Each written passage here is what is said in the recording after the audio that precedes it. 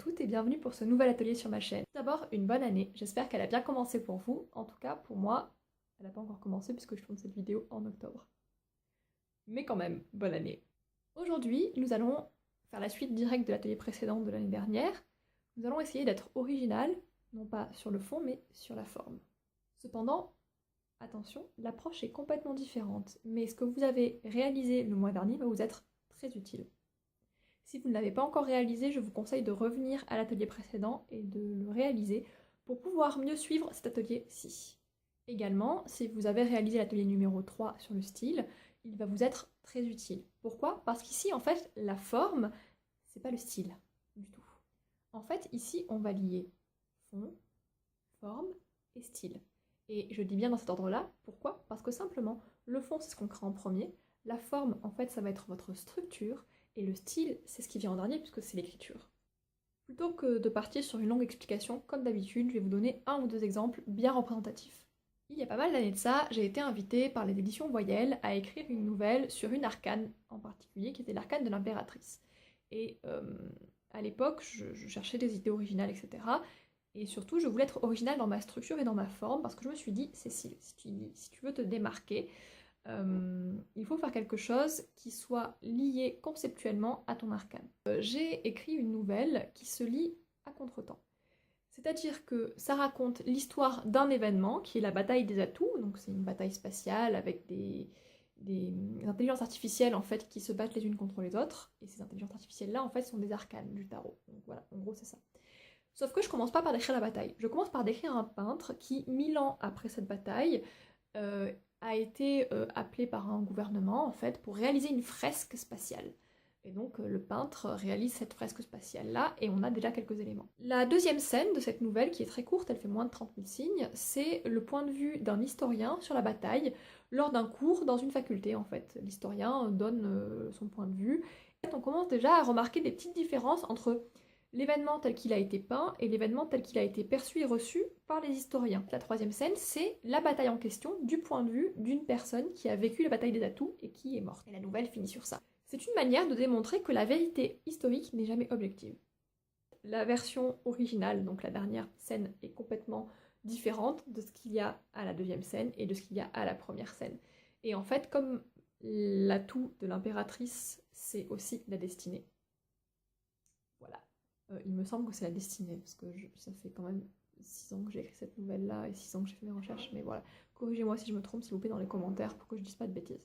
La deuxième nouvelle que j'ai écrite avec une forme très particulière, une nouvelle qui est disponible sur Wattpad, je vous la mets en lien dans la barre d'infos, notamment je vous mets aussi le lien de ma nouvelle disponible à l'unité pour l'anthologie arcane.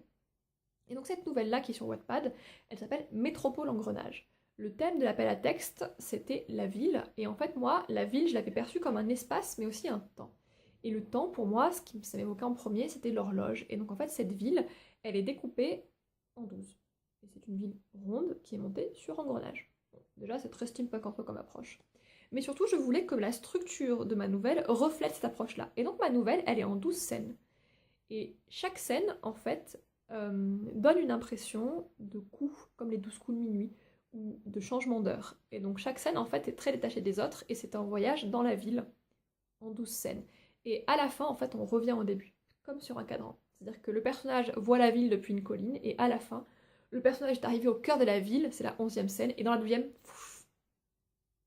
on recule et on revient au début.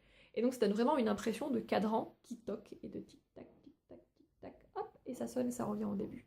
Et c'est une nouvelle qui peut se lire en boucle, ou en fait dans n'importe quel ordre, mais ça, tous les lecteurs n'ont pas remarqué. Donc l'approche, elle est steampunk, et elle est spatio-temporelle jusque dans la structure. Comment faire pour écrire ça?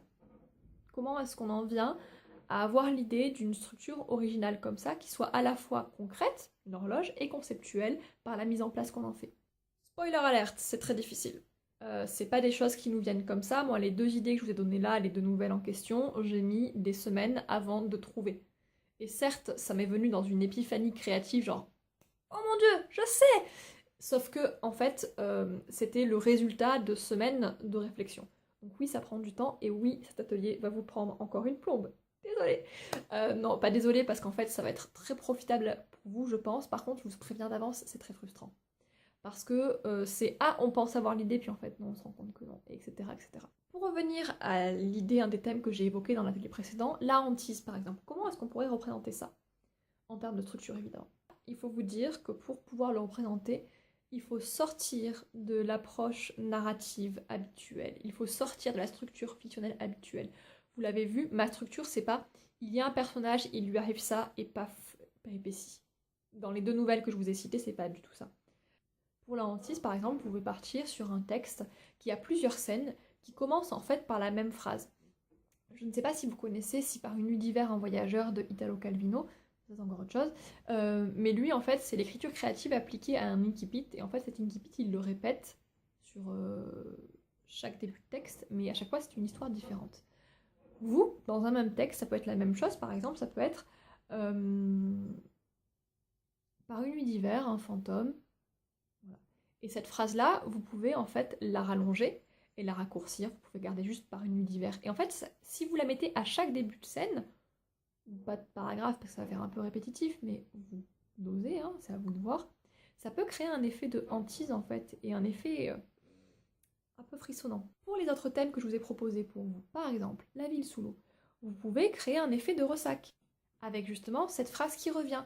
Mais dans ces cas-là, vous allez plutôt, au lieu de vous concentrer sur les effets frissonnants, on va dire, vous allez vous concentrer sur une variation qui, par exemple, met en avant le rythme, parce que le ressac, c'est du rythme. Donc voilà pour les exemples. Cet atelier-là est, j'en ai conscience, assez difficile. Et c'est pourquoi je ne vais pas vous donner d'étapes précises de réalisation, parce qu'on part d'un texte ou d'un synopsis que vous avez déjà réalisé par ailleurs lors de l'atelier précédent. Ce synopsis-là, vous pouvez être amené à le réécrire complètement, n'ayez pas peur de le faire, vraiment, ça peut être utile. Et justement, la méthode que je vous propose là, en fait, c'est la réécriture. Suivez-moi, parce que là, maintenant, il y a des étapes. Mais les étapes, vous allez voir, elles sont adaptables, elles sont vraiment différentes selon le texte que vous voulez écrire et le résultat que vous voulez produire. Déjà, étape numéro 1, réfléchissez à l'effet que vous voulez produire justement. Étape numéro 2, écrivez votre texte comme vous l'auriez écrit normalement, si vous aviez voulu créer un texte avec une structure narrative classique. Donc, situation initiale, éléments perturbateurs, etc. etc. Troisième étape, créez un texte déstructuré, c'est-à-dire prenez, vous pouvez le faire à partir du synopsis d'ailleurs, vous prenez vos scènes et vous les éclatez et vous les mélangez et vous voyez le résultat que ça donne et vous réécrivez en fait certains passages de manière à créer un tout cohérent évidemment. Et ensuite vous voyez l'effet que ça produit sur vous mais aussi sur votre lecteur. N'hésitez pas à tester votre nouvelle, c'est très utile.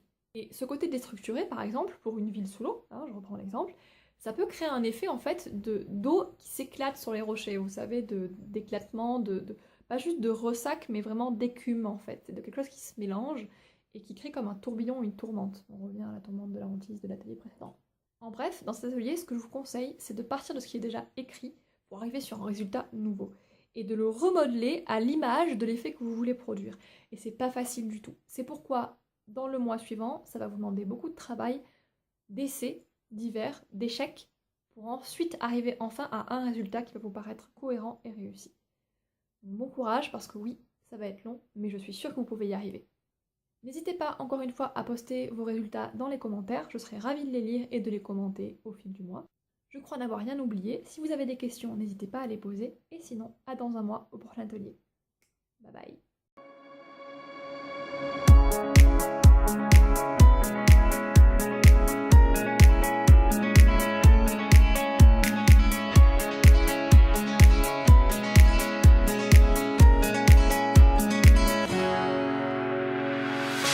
The sun lays so brightly up in the summer sky. I shouted at the mountains, watch me shine and fly.